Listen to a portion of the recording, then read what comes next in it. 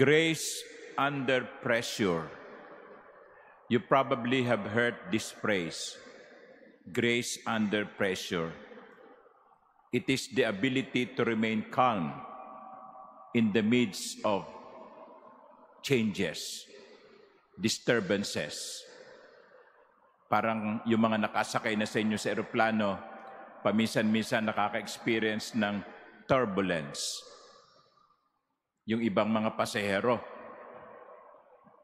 kinakabahan. Pero yung mga sanay ng nagbibiyahe, okay lang sa kanila. Grace under pressure. It means that you are faithful when the world is loud. You are hopeful when the future is unclear. And you are loving when fear tempts us to draw close our hearts. To close our hearts. Sa Tagalog po, hinahanap po yung pinakamalapit na translation, di natitinag sa gitna ng mga mabibigat na pangyayari. Do we have that? Do you have that? Grace under pressure? Meron kasi ibang mga tao, madaling magpanik. Madaling maging restless.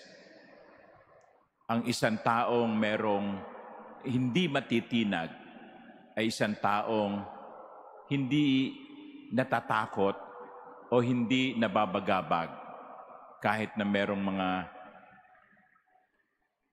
karumal-dumal na nangyayari. I guess that is the invitation of the Lord in the gospel today. The gospel does not present a very pretty picture. There will be earthquakes, powerful earthquakes, famine, and plagues from place to place. And awesome sights and mighty signs will come from the sky. May mga mangyayari sa paligid. Pero ang sinasabi sa atin ng Panginoon, do not be terrified. Do not be afraid. Why? Not that because these things are not real. Alam naman ninyo yan, alam naman natin yan. Pag lumilindol, nayayanig tayo. Not to be terrified means not that you are not concerned with what is happening, but you are calm because the grace of God is more powerful than what is happening. And so, my dear brothers and sisters, the Lord is inviting us to trust in Him. Yung kanyang mga alagad, sinasabihan ng Panginoon, ito ang mangyayari. Ito ang mga kahaharapin ninyo. Pero huwag kayong matakot sapagkat kasama ninyo ako.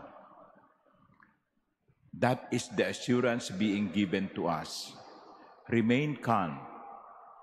Remain faithful.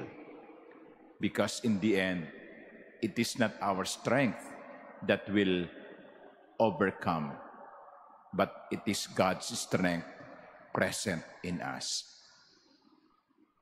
So, ipagdasal po natin na huwag dumating yung mga ganitong pangyayari sa buhay. Ipagdasal natin na huwag dumating ang mga malalakas na lindol. Huwag dumating ang mga malalakas na bagyo. Huwag dumating yung mga matataas na alon. Pero siguro, more than this, ang higit natin dapat ipagdasal ito, na manatili tayong nagtitiwala sa Panginoon sa gitna ng mga ganitong pangyayari. Grace under pressure. Amen.